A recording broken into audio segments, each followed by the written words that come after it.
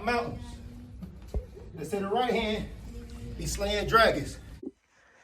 The untouchable True School Sports Empire proudly presents something the boxing game's been missing. Hey, what's going on? It's your boy BT, and I came here to talk some boxing with the thousands of True School Sports subscribers. All right, so guys, I wanted to sound off on this because with Terrence Crawford's recent retirement and leaving the sport of boxing, there has been some adjustments to the pound-for-pound list. Alexander Usyk has went from number 2 to number 1, so he is the new pound-for-pound king of boxing. Now, Inoue is number 2 pound-for-pound, right? Which, those guys, we know that, Inoue, Usyk, and Crawford, when he was fighting, they were all on their own separate tier, right? And now with Crawford gone, there's going to be someone that enters the list that wasn't previously there before. Now, the guy that has entered the pound-for-pound list at number 10 is a guy that, let me first say, I'm very fond of him. I think he's a very good fighter.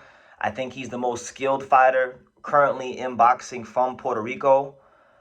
And he's now number 10 on Ring Magazine's pound-for-pound list. But I got to say this. I think this is very premature. I don't think that this fighter should be number 10 pound-for-pound at this moment in time. I think he's on his way. I think he's like one more win.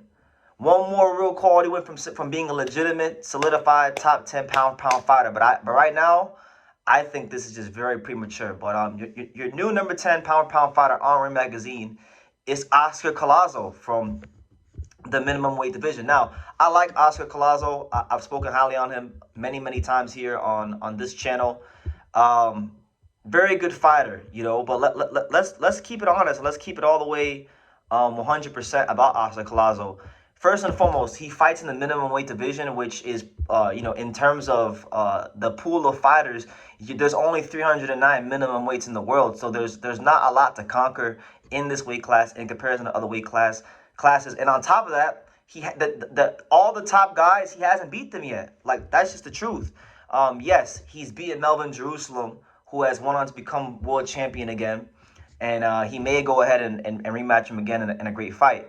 But, like, for me, in order for Oscar Collazo to really be on the pound-for-pound list, the one fighter he has to fight and defeat to have a real case to be top 10 pound-for-pound is the Filipino that he hasn't fought. The Filipino that almost killed Junjiro Shioka, one of the most dangerous fighters in boxing today, and that's Pedro Tajaron. Until he fights Pedro Tajaron, who is the IBF minimum weight champion, Pedro Tajaron, who really and truthfully is one of the most dangerous fighters in the whole sport of boxing in any weight class.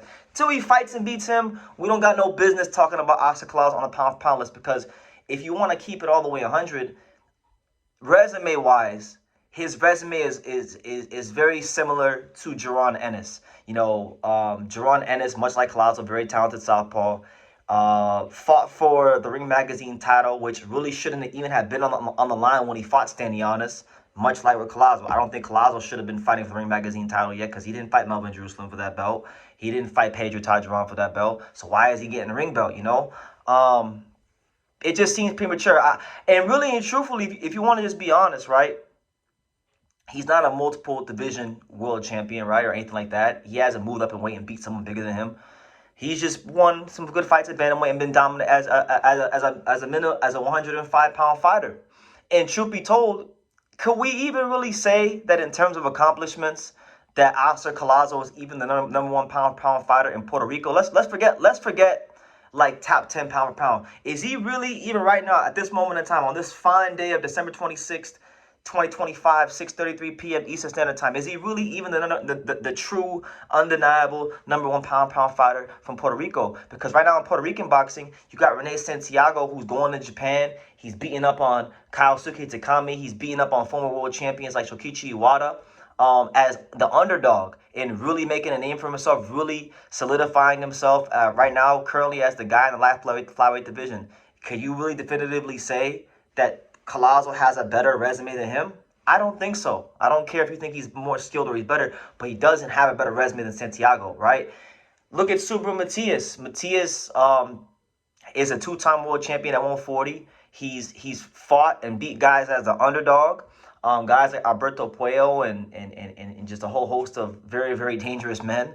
Can we say that Oscar Collazo's resume is definitively better than Subru Matias? I don't think so. So if we can't definitively say that he's even the #1 pound for pound in terms of resume in Puerto Rico, how the hell is he number 10 pound for pound in the whole world? That don't make no sense to me. I think, guys like Jao Bataya have a better case for being the pound for pound number 10 fighter in the world.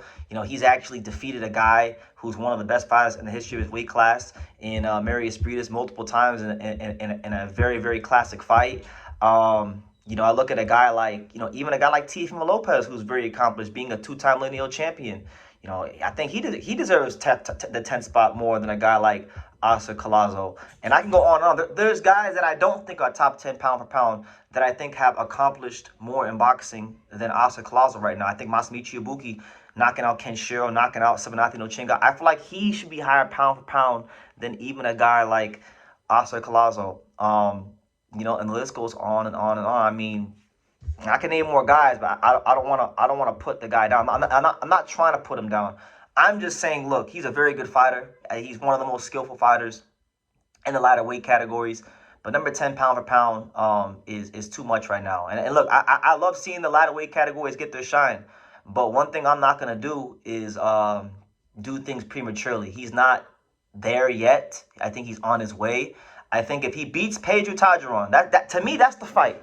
So to Oscar Collazo and Golden Boy, if you really want to show that Oscar Collazo is really one of them top guys, like really, truly a top 10 pound for pound fighter, that's the fight you got to take. Pedro Tajuron's out here knocking out everyone in the division. He looks like one of the most destructive forces in the division.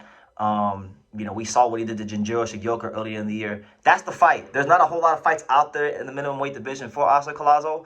You want to really show your pound for pound? You really want to show that you're one of them top guys? That's who you go ahead and fight. But, congratulations to him. I'm not trying to down him. I'm just only giving my opinion that I think there's guys there's guys that I don't even think are top 10 pound for pound with better wins and more accomplishments than Oscar Collazo. Ricardo Sandoval just went to Japan and beat Kenshiro Teraji to become a unified champion. Where's his pound for pound? Even with the loss, can we say that Oscar Collazo is more accomplished than Kenshiro Teraji? I mean, I could go on and on and on. Angelo Leo, right? I mean, he's my boy. I don't think he's top 10 pound for pound, but I think he's in the top 20.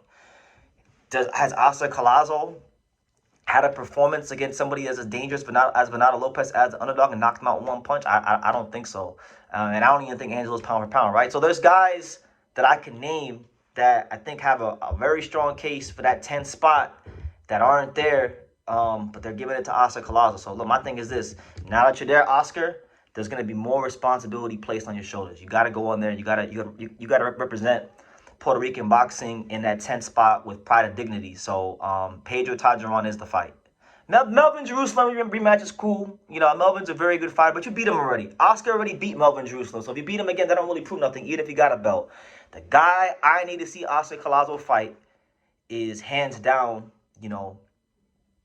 definitely 100% Pedro Tajuron. And not even just another fighter I'll name that I think should get more consideration for that 10th spot is Gilberto Soto Ramirez. The first Mexican to win the super middleweight title, the first Mexican to win the cruiserweight title, the first Mexican to unify the cruiserweight division. His only loss to Bivol. He's won well over 40 fights. He's moved up weight classes and he's challenging the best fighters out there.